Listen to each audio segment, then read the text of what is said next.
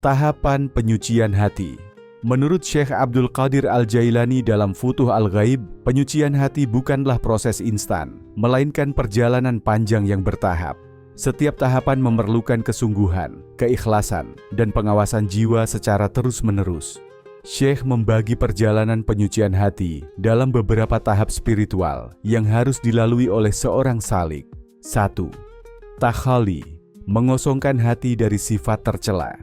Tahap pertama adalah melepaskan diri dari penyakit hati seperti riya, hasad, takabur, cinta dunia, dan ujub.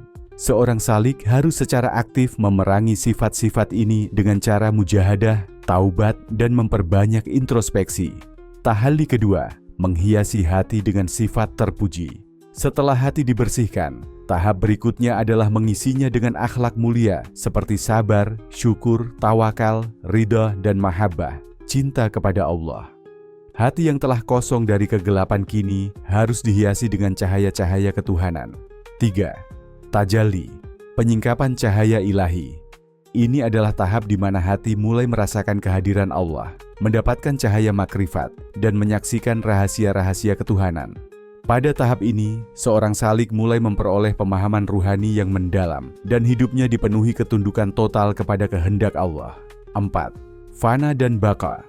Dalam puncak penyucian hati, salik akan mencapai fana, lenyapnya kesadaran terhadap diri sendiri di hadapan Allah, dan baka, kekal dalam pengabdian kepada Allah.